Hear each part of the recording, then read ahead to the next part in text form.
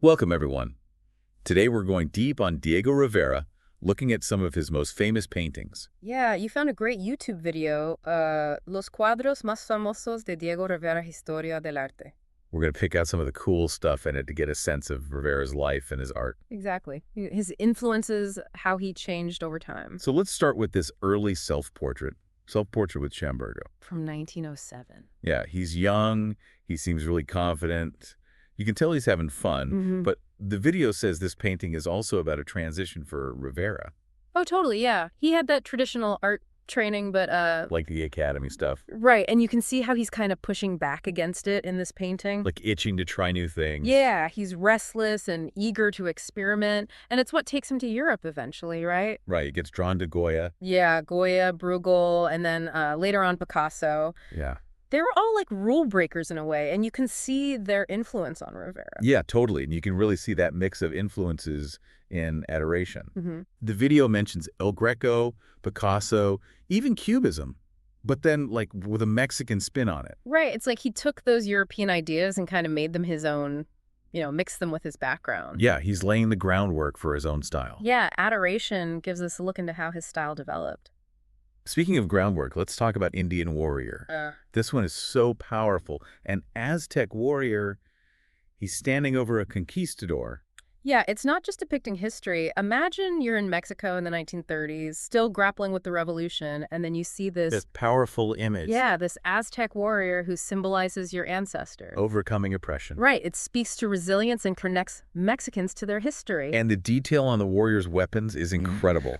The video said Rivera collected pre-Columbian artifacts. So he knew his stuff. Oh, he did. He really brought an authenticity to this piece. Oh, yeah. And then the pose that's straight from the Renaissance, Oh, wow. foreshortening techniques, shows how deeply he understood art history. But he mixed it with his own cultural perspective to create something new. So from exploring Mexican identity in Indian Warrior, Rivera then gets into personal identity with The Hands of Dr. Moore. Right. It's not your typical portrait. It's just focused on the hands. It makes you think about actions, right? Yeah. What we do defines us. But there's more to it. It's tied to Frida Kahlo. Right. The video said her influence is in the style, the symbolism, the blood, the surgery. There's even a poem Rivera wrote to go with it. Yeah, their relationship was something else. They had just gotten divorced when he painted this. Wow. But then they remarried a little later. Oh, wow. Back and forth. It was intense. You can kind of feel that in the painting, exploring touch and connection. It's amazing what art can reveal about the artist's life, right? Let's move on to Day of the Dead. This one has a totally different energy. Oh, yeah. It's a celebration. A joyful scene, families celebrating with their loved ones who've passed on. And the colors are amazing. It's mostly orange. Yeah, it makes you think of the marigolds. For Day of the Dead. Right, it brings a warmth to the painting. And did you notice only one hand is visible, holding a smoking censer? I wonder if that symbolizes the connection between the living and the dead. That's interesting. Yeah, reaching across the veil. The smoke, it's like a bridge. Yeah, and the way he blends the two worlds. It's amazing. He uses pointillism, something he picked up in Paris, to create this dreamlike feel. It's like he's capturing the essence of Day of the Dead, remembering but also celebrating life. The spirit lives on. Okay, now let's talk about Dream of a Sunday Afternoon in the Alameda Central. This mural is massive. Huge, and it's packed with figures from Mexican history. Yeah, different periods. Like a visual history book unfolding. You see La Catrina, that skeleton all dressed up. She represents hypocrisy. And she's leading a young Diego. Yeah, reminding us that death is always there, even when we're celebrating. And there's Frida Kahlo, too, right behind Diego, like she's watching over him. Their lives and their art were so connected. Yeah, the video said the figures are arranged in chronological order from the conquest through different eras. Like he's taking us on a walk through time to see how Mexican society was shaped. And he's not just giving us a timeline, he's giving us a perspective. Yeah, he's highlighting the complexities of Mexican history. It's never simple, right? Definitely not. It's always open to interpretation. Let's shift gears now and look at the Detroit Industry Murals. 27 panels commissioned by Edsel Ford. This shows a whole other side of Rivera. Yeah. It's wild to think that during the Great Depression, the Fords, this capitalist family, hired Rivera, a Marxist, to create this huge work about industry. I know, right? It shows how art can go beyond politics. But Rivera didn't hide his beliefs in these murals. He depicted the workers the machinery, the whole car industry. in a way that was both realistic and made you think. Yeah, he was fascinated by technology. And its impact on us. But he also showed the downsides of industrialization. Yeah, the scale of the factory is impressive. But then you see the dirt, the repetitive work, how it could dehumanize people. Yeah. He wasn't just glorifying it. He was exploring it. The complexity, how it affects us as humans. You could almost feel the energy of the assembly line. Yeah, the machines humming, the workers moving together. But then in some panels, the workers are almost lost in the machines. Their faces are covered. It's powerful. It makes you think about our relationship with technology, especially back then when industry was growing so fast. It makes you think about the balance between progress and what we might lose. Exactly. This project got him criticism for his politics, but he also had financial success and could explore artistically. Yeah, he stayed true to himself while talking to people who disagreed with him. The Detroit Industry Murals show his talent and his commitment to making people think about society. It's amazing to think of the impact these murals had. Both in the U.S. and Mexico. He wasn't just painting pretty pictures. He was starting conversations. Challenging people's ideas, making them look at the world differently. And that's why his work is still important today. He tackled these big questions about identity, about justice, about being human in a world of technology. And he did it in a way that still speaks to us now. His murals weren't just stuck in museums. They were out in public for everyone to see. He wanted everyone to engage with art. It's incredible to think of the legacy he built. Not just with his paintings, but with his belief in art's power to change the world. So before we move on to look at some of his other works, let's talk about the role of public art, especially murals, in shaping how we see history and culture. Yeah, Rivera was passionate about this. He believed art was for everyone, not just in galleries and museums. Murals were a way to bring art to the people, make it part of their lives. And his murals did that. They turned public spaces into canvases, started debates, inspired movements, changed the cultural landscape. It's amazing to think of the impact one artist can have. Rivera's legacy goes way beyond his paintings. He inspired so many other artists, activists, thinkers to use their creativity to challenge things and make a difference. That's a legacy worth celebrating, but we're not done yet. There's so much more to explore in the world of Diego Rivera. Join us for part 2 as we dive deeper into some of his other iconic works and learn more about the man behind the brushstrokes. That's kind of good. Welcome back to our deep dive on Diego Rivera. It's amazing how he could paint so many different things. Ancient warriors, modern factories. He was great at connecting the past and present, mixing history, culture, and social commentary all in his art. And he did it on such a big scale. Yeah. Speaking of scale, let's go back to those Detroit Industry Murals for a sec. Yeah. I keep thinking about how he painted the workers. Yeah. They're not just like nameless faces in a factory.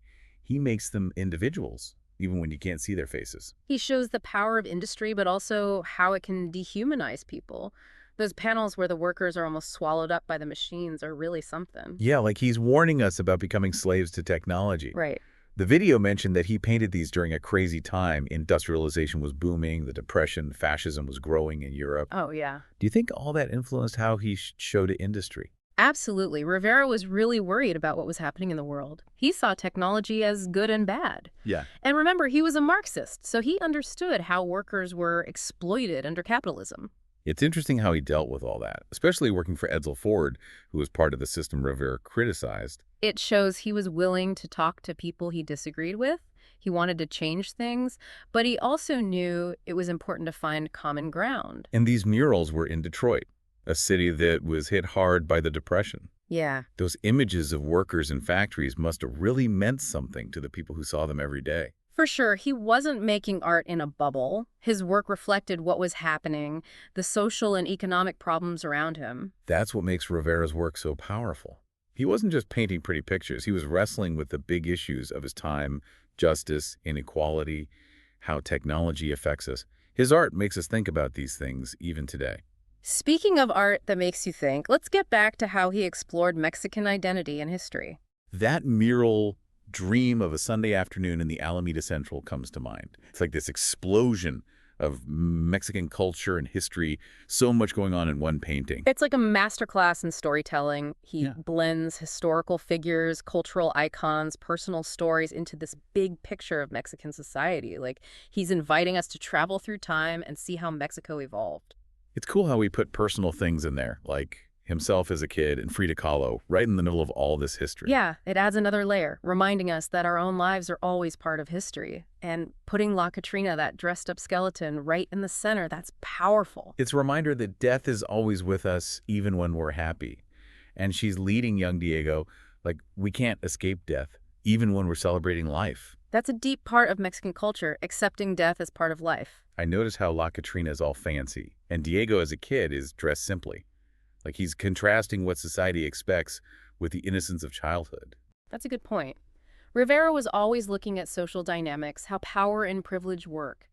He wasn't afraid to criticize hypocrisy, and this mural has some digs at the elite. Like he's telling us to look deeper, to question the values that shape our world. Exactly. And it's not just criticism. This mural celebrates how rich and diverse Mexican culture is. You see indigenous people, colonizers, revolutionaries, everyday people.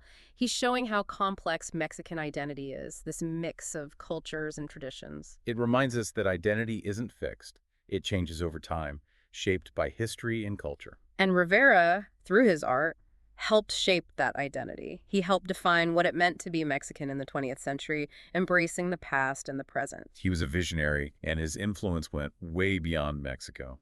Speaking of influence, we should talk more about his relationship with Frida Kahlo. They weren't just lovers, they were collaborators, rivals, each other's muses. Their art was really connected. The video said Frida influenced some of Rivera's paintings, especially The Hands of Dr. Moore. Her symbols, her colors, how she explored pain and resilience, it's all there. And Frida got inspiration from Rivera's murals and his fight for social justice. Their relationship was intense, full of drama, and it ended, sadly. But they created some of the most iconic art of the 20th century. They pushed each other to be better artists, and they left a legacy that still inspires us. It reminds us that behind every great artist, there's a person with their own story, their own struggles and successes. And those personal things often end up in their art, giving it more meaning. Absolutely. Art doesn't come from nowhere. It's always connected to the artist's life, their relationships, what they believe in, what they've been through. And with Rivera and Kahlo, those personal things are a big part of their art. Before we finish part 2, I wanted to go back to something you said about Rivera being willing to talk to people who disagreed with him. That seems so important today, when everything is so divided. Yeah, for sure. Rivera shows us how important it is to talk to each other, even when it's hard. He knew that to make progress, we have to listen to different points of view, find common ground, and be willing to change our minds. Yeah. It reminds us that we can disagree without hating each other, and that talking to each other is how we build a better future. Definitely. That's something to remember. But there's still more to discover about Diego Rivera.